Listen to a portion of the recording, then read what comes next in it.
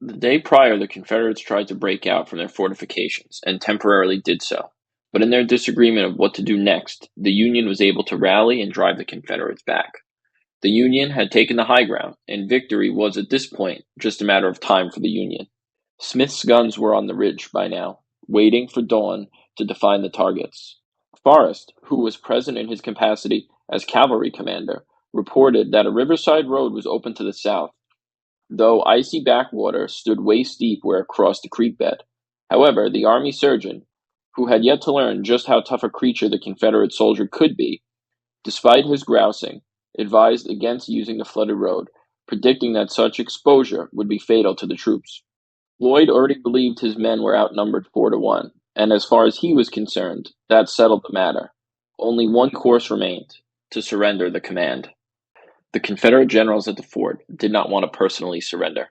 Floyd and Pillow refused and gave up their commands. It fell to General Buckner, who officially took command of the fort. Bedford Forrest rose up in his wrath.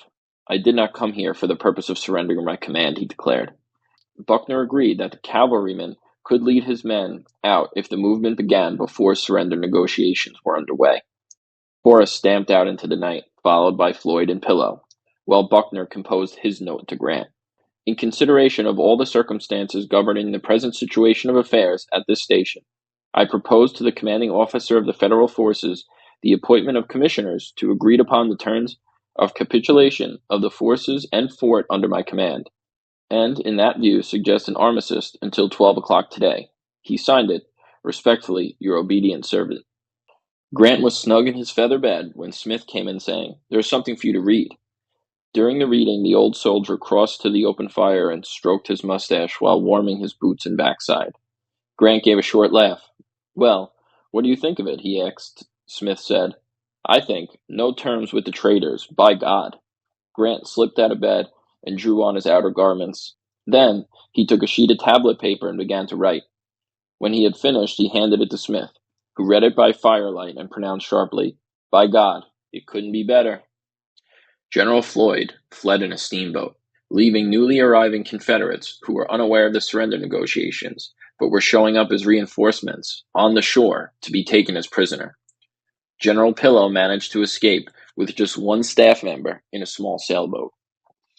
Forrest, on the other hand, not only took his own men, but also a number of infantrymen who swung up behind the troopers, riding double across low stretches where the water was saddle-skirt deep, as Forrest said. He believed the whole army could have escaped by this route, the venture he had urged at the Council of War, only to be overruled. Not a gun was fired at us, he reported. Not an enemy was seen or heard.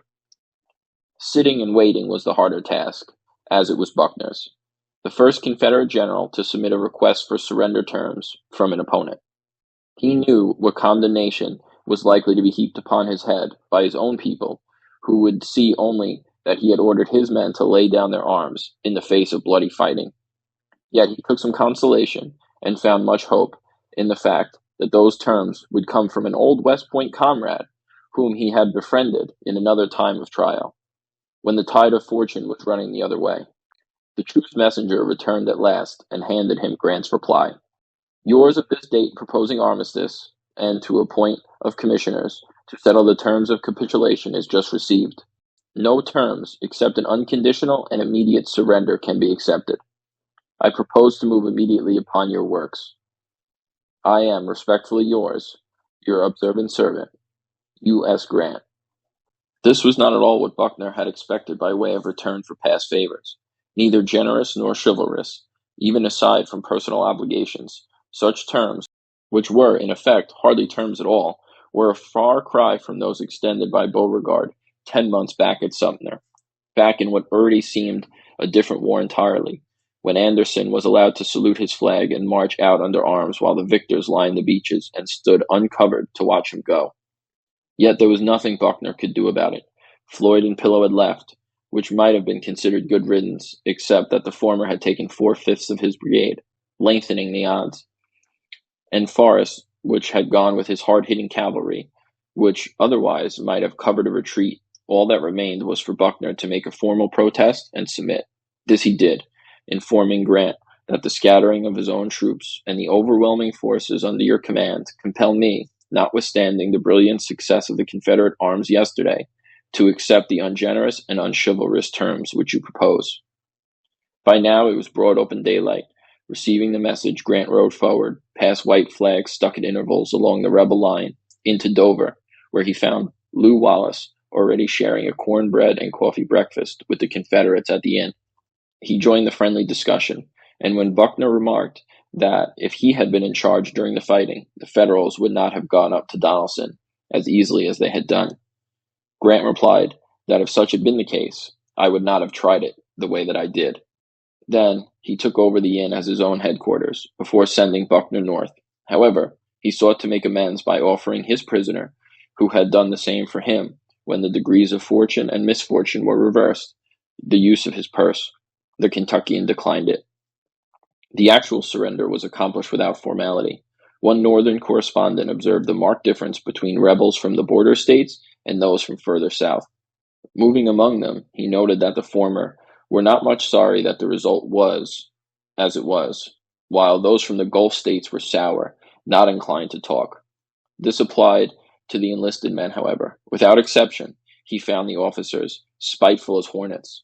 By journalistic license, another reporter deduced from what he saw that the common people of the South cared very little which way the war ended, as long as it ended soon. Sullen or friendly, spiteful or morose, men who had been shooting at each other a few hours ago now mingled on the field for which they had fought.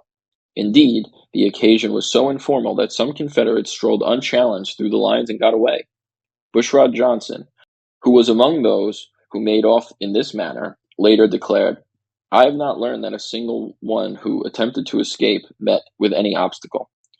Apparently Grant, who at this one stroke had captured more prisoners than all the other Union generals combined, did not particularly care. "It is a much less job to take them than to keep them," he said. As for Pillow, he need not have been in such a hurry to escape, Grant told Buckner. "If I had captured him, I would have turned him loose. I would rather have him in command of you fellows than as a prisoner." Throughout the North, church bells rang in earnest this Sunday morning, louder even than they had done for Fort Henry 10 days back. Men embraced on the streets and continued to celebrate into the night by the glare of bonfires. The shame of Bull Run was erased. Indeed, some believed they saw in the smashing double victory the end of the armed rebellion. The New York Times remarking, "After this, it certainly cannot be materially postponed. The monster is already clutched and in his death struggle." The nation had a new hero, U.S. Grant, who by accident and a coincidence of his initials now became Unconditional Surrender Grant. People had his message to Buckner by heart, and they read avidly of his life and looks in the papers. Best of all, perhaps, they enjoyed hearing that Grant was the concentration of all that is American. He talks bad grammar, but talks it naturally, as much as to say, "I was so brought up, and if I try fine phrases, I shall only appear silly." To them, the whole campaign was an absolute marvel of generalship, a superb combination of simplicity and drive, in general contrast to all that had gone before in the West and was continuing in the East. They did not dissect it in search of flaws, did not consider that Grant had started behind schedule, that men had frozen to death because of the lax discipline which let them throw away coats and blankets in fair weather, that individual attacks had been launched without coordination and been bloodily repulsed, nor that the commanding general had been absent from his post for better than 6 critical hours while one of his divisions was being mauled, the other 2 having been barred by his own orders from lending assistance. They saw, rather, the sweep and slam-bang power of a leader who marched on Wednesday, skirmished on Thursday, imperturbably watched his fleet's repulse on Friday, fought desperately on Saturday, and received the fort's unconditional surrender on Sunday. Undeterred by wretched weather, the advice of the tactics manuals, or the reported strength of the enemy position, he had inflicted about 2,000 casualties and had suffered about 3,000 himself, which was as it should have been, considering his role as the attacker. And now that there was something more than 12,000 rebel soldiers, the cream of Confederate volunteers, on their way to northern prison camps to wait exchange for as many Union boys, who otherwise would have languished in Southern prisons under the coming summer sun. People saw Grant as the author of their deliverance, the embodiment of the offensive spirit, the man who would strike and keep on striking until this war was won. 15 years ago, during a lull in the Mexican War, he had written home to the girl he was to marry.